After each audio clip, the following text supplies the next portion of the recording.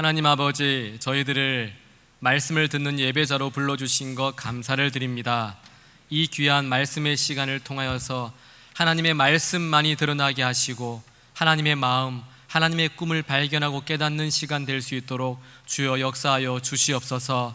예수님의 이름으로 기도드립니다. 아멘.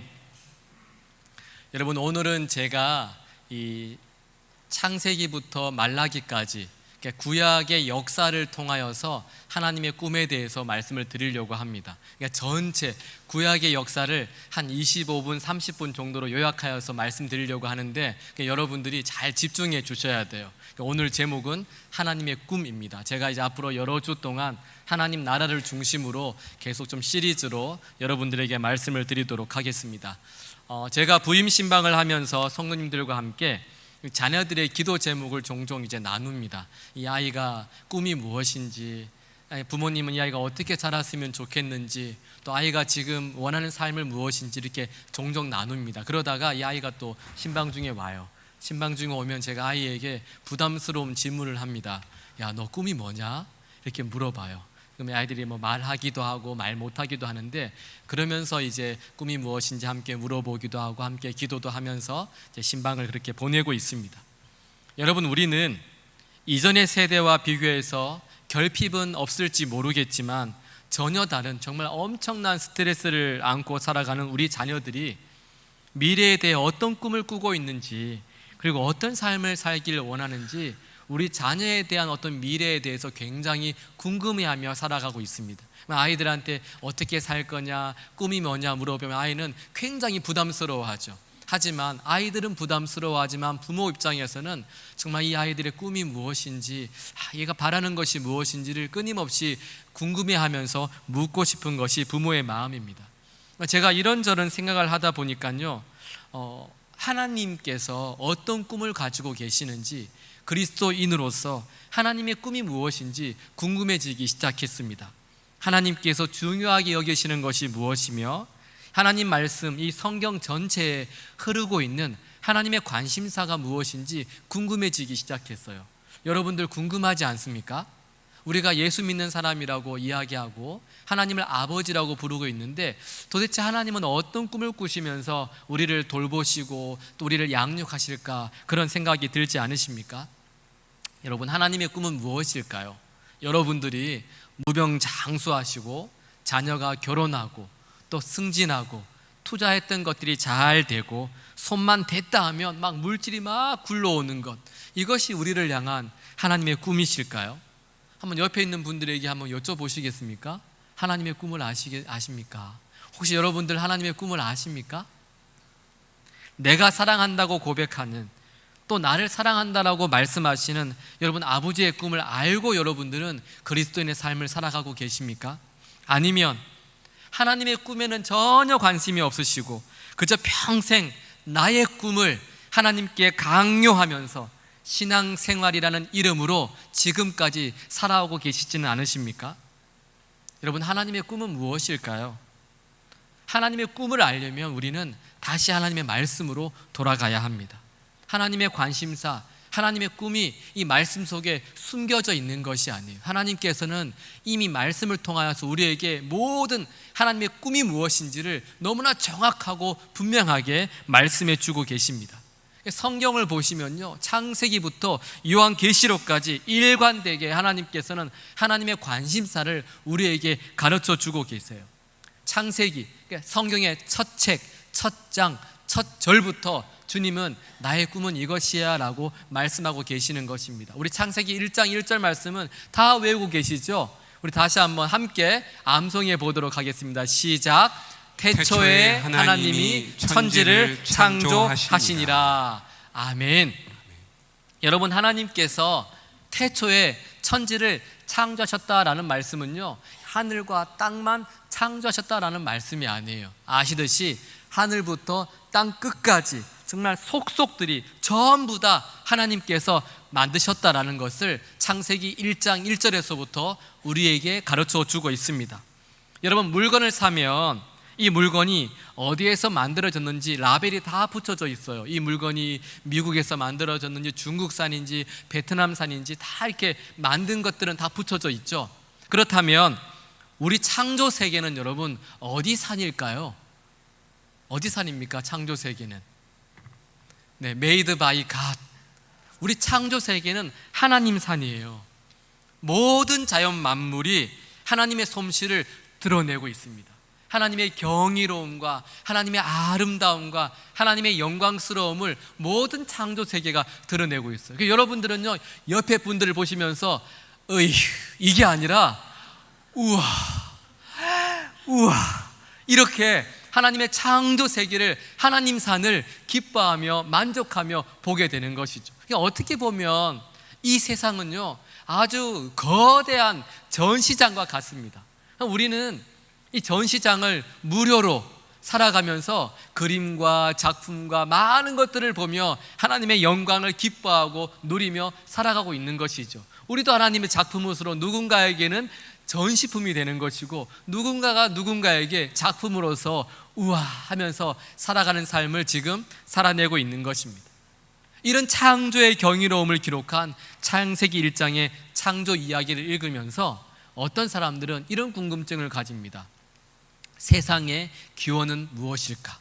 세상은 언제부터 만들어졌고 어떻게 만들어졌을까? 이런 관심을 많은 사람들이 가지고 있어요. 그런데 여러분, 성경을 조금만 더 자세하게 읽어보시면요, 성경은 세상의 기원을 말씀하는 책이 아닙니다.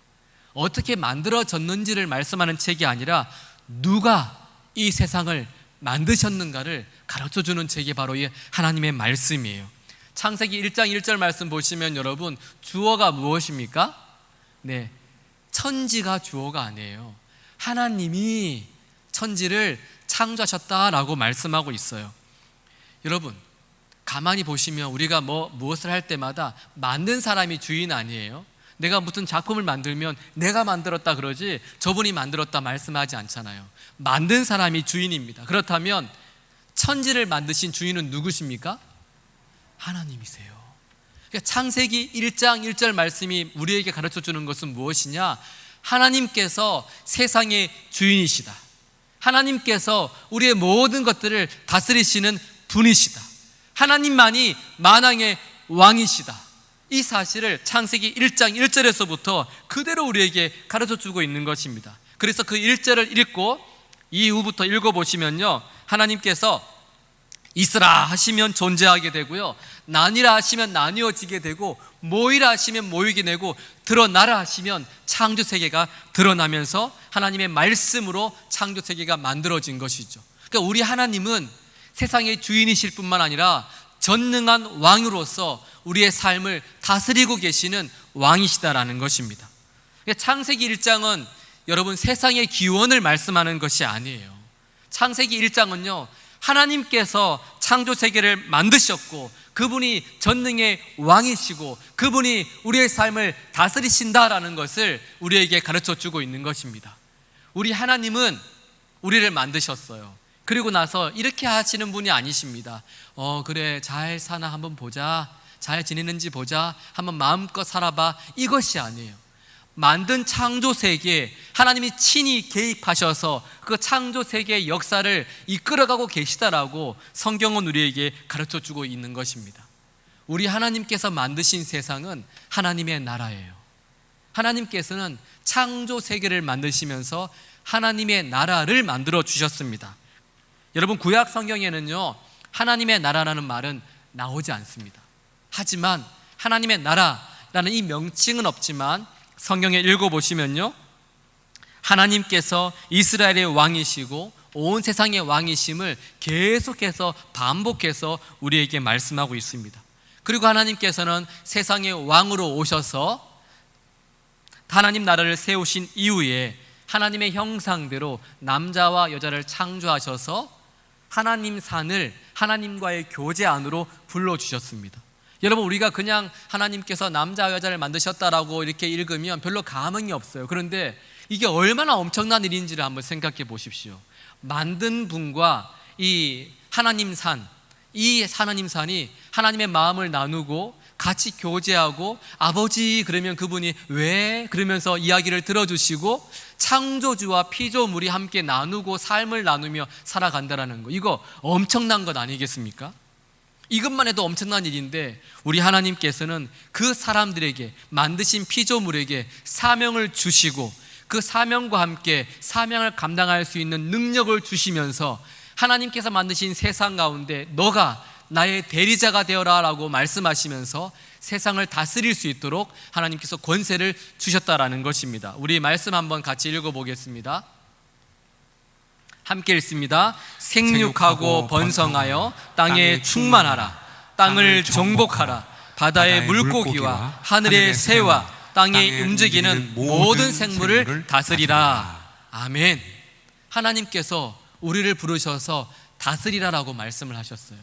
관리하라라고 말씀을 하셨습니다. 마치 아름다운 정원의 정원사처럼 그 정원을 잘 관리하라고 말씀하신 거예요. 그런데 안타깝게도 여러분, 하나님의 이런 계획을 첫사람 아담과 하와가 산산이 부러뜨려 버립니다. 하나님의 말씀을 거역하고 선악을 알게 하는 나무의 열매를 먹음으로 말미암아 하나님을 반역하기 시작했다라는 것입니다. 아담과 하와는 하나님을 위하여서 하나님의 영광을 위해 하나님 중심으로 살아가야 될 그 사람들이 하나님의 영광이 아니라 자기 중심으로 자기 영광을 위해 살려고 하나님의 자리를 차지해 버린 거예요. 여러분, 이것이 죄의 본질입니다. 우주와 역사와 인생의 주인이신 왕이신 하나님을 하나님의 자리에서 몰아대고 내가 세상의 중심이 되어서, 내가 세상의 왕이 되어서 하나님의 왕자에 내가 앉아 있는 것, 그것이 바로 성경은 죄라고 말씀하고 있는 것입니다. 여러분이 죄로 인해서 더 이상 하나님께서 다스리시는 하나님의 나라가 아니라 이 세상은 세상의 나라, 인간의 나라, 사탄의 나라, 흑암의 권세가 지배하는 나라가 되고 말았습니다. 하나님과의 관계가 모두 깨어지자 여러분, 이 세상은 망가지고 깨지고 상처있고 그렇게 혼돈 속에 그렇게 파괴되어 가기 시작했다라는 것입니다. 여러분, 세상이 얼마나 망가지고 깨어졌는지, 세상이 깨어지자마자, 세상이 파괴되자마자 첫 번째 일어난 사건이 무엇인지 아십니까? 살인, 그것도 가족살인이에요. 가족살인이 일어났습니다. 형이 동생을 쳐 죽였습니다. 자기 중심성에 사로잡힌 한 인간이, 내 세상이라고 외쳤던 한 인간이 세상의 왕이 되어서 하나님이 주신 그 생명, 그 귀한 생명을 무참하게 짓밟아 버린 것입니다. Made by God, 하나님의 생명, 하나님의 사람을 그가 왕이 되어서 마음껏 자기 마음대로 생명을 좌지우지했다라는 것입니다. 성경은 죄가 들어온 그 순간부터, 인간이 왕이 된 그 순간부터 얼마나 깨지고 얼마나 상처있고 얼마나 망가져 버렸는지를 우리에게 계속해서 말씀해 주고 있어요. 여러분, 나중에 댁으로 돌아가셔서 창세기 11장까지를 한번 읽어보십시오. 이 죄가 얼마나 확산성 있게 정말 급하게 빠르게 이렇게 세상 가운데 넘쳐났는지를 창세기 11장까지가요 그렇게 우리에게 가르쳐 주고 있습니다. 걷잡을 수 없이 세상이 죄악으로 물들기 시작했습니다. 오죽했으면 여러분, 하나님께서 이런 말씀을 하셨겠습니까? 창세기 우리 6장 5절 6절 한번 함께 읽어보겠습니다. 여호와께서 사람의 죄악이 세상에 가득함과 그의 마음으로 생각하는 모든 계획이 항상 악할 뿐임을 보시고 땅 위에 사람 지으셨음을 한탄하사 마음에 근심하시고 후회하시며 마음 아파하셨다. 네, 이 표준 세 번역을 보시면요, 한탄하사 마음에 근심하시고 라는 것을 후회하시며 마음 아파하셨다라고 기록하고 있습니다. 여러분, 우리 인간이야 연약한 존재이기 때문에 후회할 수 있죠. 마음 아파할 수 있죠. 그런데 여러분, 전능하신 하나님이시잖아요. 하나님은. 근데 하나님께서, 실수가 없으신 하나님께서 마음 아파하셨다라는 거예요.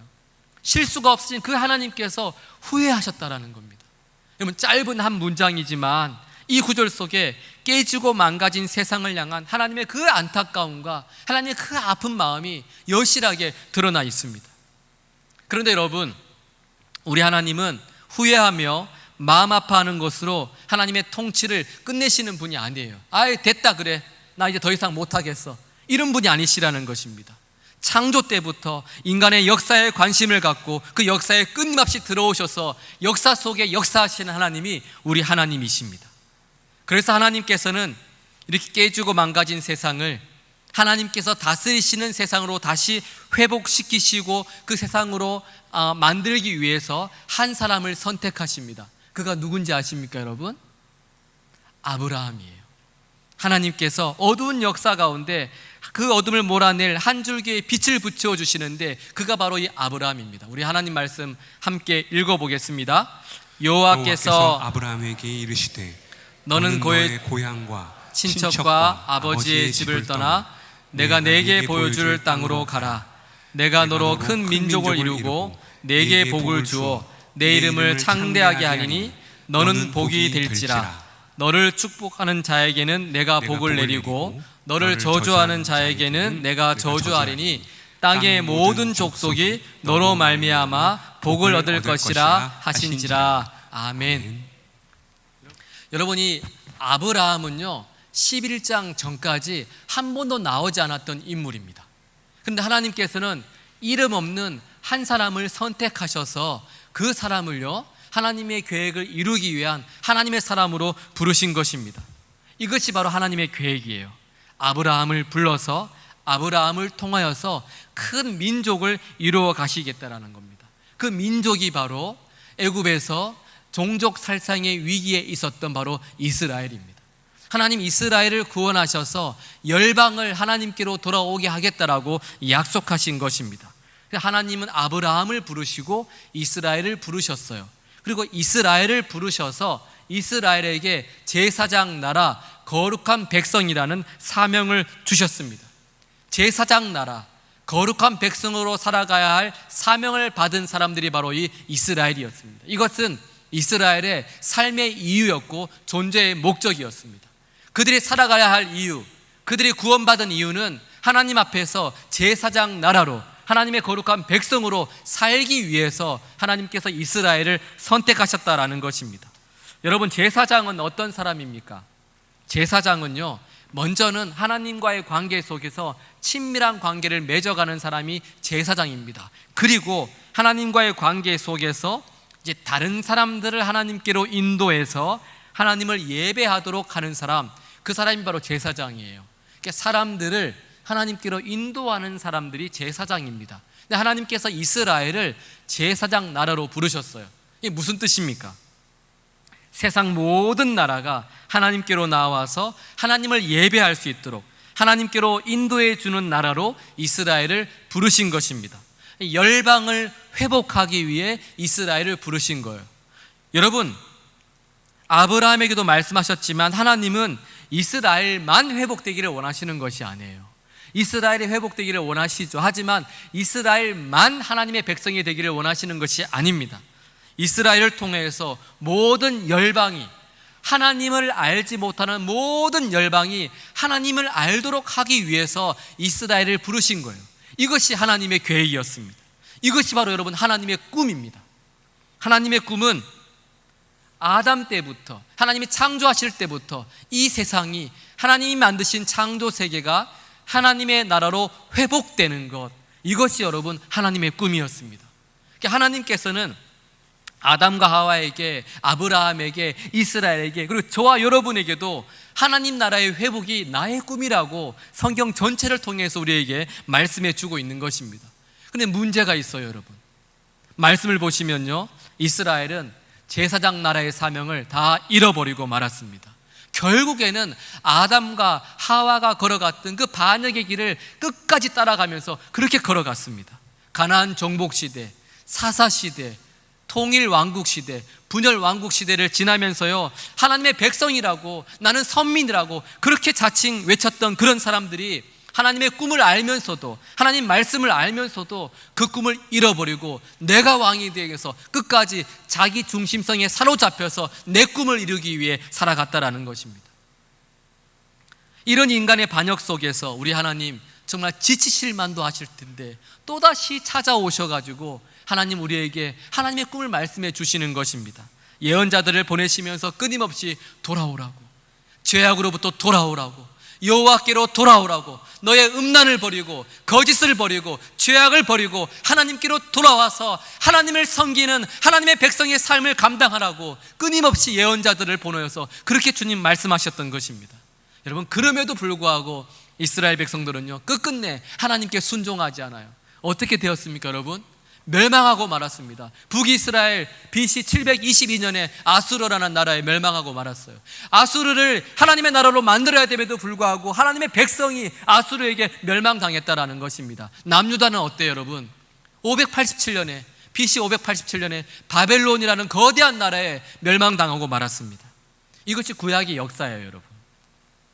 죄로 인해서 깨진 세상을 회복하기를 원하시는 하나님의 꿈과 그 꿈을 듣고도 거절하는 인간의 반역의 역사, 하나님께서 택하신 그 백성들의 그 반역의 역사가 이어지는 것이 구약의 역사입니다.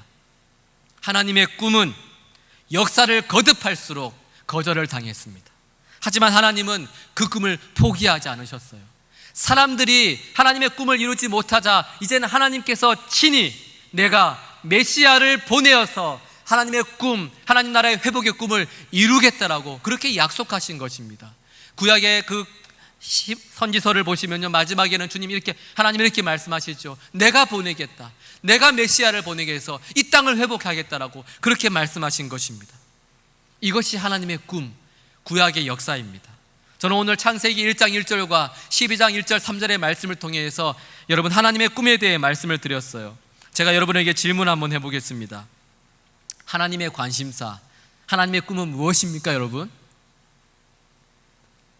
다시 시작할까요? 여러분, 하나님의 꿈은 죄로 인해 깨지고 망가진 하나님께서 만드신 이 피조 세상이 다시 하나님의 나라로 회복되는 것, 그것이 하나님의 꿈입니다. 선민 이스라엘의 회복만이 꿈이 아니에요, 여러분. 우리만 예수 믿고 우리만 구원받고 우리만 영생 얻는 것이 하나님의 꿈이 아닙니다. 우리 가정만 예수 믿고 우리 교회만 부흥하는 것, 그게 꿈이 아니에요. 무병장수, 물질 축복, 가족 승진, 사업 확장, 이것이 하나님의 꿈이 아니라는 겁니다. 이 내 꿈이에요, 여러분. 이거는 내 꿈입니다. 하나님의 꿈은 세상 모든 민족이 하나님께로 돌아와서 하나님을 예배하고 하나님을 아버지라고 고백하고 하나님께 영광을 돌리면서 모든 피조 세계가 하나님의 나라로 회복되는 것, 그것이 여러분 하나님의 꿈이라는 것입니다. 그래서 세상의 모든 악과 잔인성과 포악과 불의가 물러가고 그 땅 가운데 하나님의 나라의 의와 평강과 희락이 넘치고 하나님의 기쁨이 넘치고 하나님의 사랑과 하나님의 정의가 회복되는 것, 그것이 하나님의 꿈, 하나님의 나라입니다. 저는 오늘 짧은 시간이지만 여러분들에게 거듭 반복해서 하나님의 꿈, 하나님 나라 회복에 대해서 말씀을 드렸습니다. 여러분들이 오늘 이 시간 하나님의 꿈이 무엇인지를 깨달으셨다면 저와 여러분이 살고 있는 지금 이 세상, 결코 살만한 세상이라고 말할 수 없을 것입니다. 우리가 하나님의 꿈을 모르니까 아프리카에서 태어나지 않아서 살만하고, 진흙을 먹지 않고 살아서 살만하고, 북한이 아니라 한국에서 태어나서 살만한 세상이라고 말씀하고 있는 것입니다. 하나님의 꿈을 모르니까 세상이 얼마나 망가졌는지, 내 이웃이 얼마나 고통 중에 신음하고 있는지를 우리는 모르면서 그저 내가 살만하니까 살만한 세상이라고 그렇게 여기며 살아가고 있는 것입니다. 여러분, 멀리 볼 필요도 없어요. 여러분, 결혼하실 때를 한번 생각해 보십시오. 우리는 결혼하실 때 이런 생각을 했습니다. 와, 나 이 남자 아니면 살 수 없어, 이 여자가 아니면 살 수 없어. 부모님의 반대를 무릅쓰고 그 남자와 그녀와 또 그와 함께 결혼을 했습니다. 여러분, 지금도 그렇게 생각하십니까? 제가 물어보면 이런 말씀을 하세요. 그때는 이 사람 없으면 살 수 없겠다고 했는데 이제는 이 사람만 아니면 살 수 있겠다라는 거예요. 그렇게 관계가 깨어지는 것입니다. 뭐 그 사람뿐만이 아니에요. 우리 자신을 보십시오.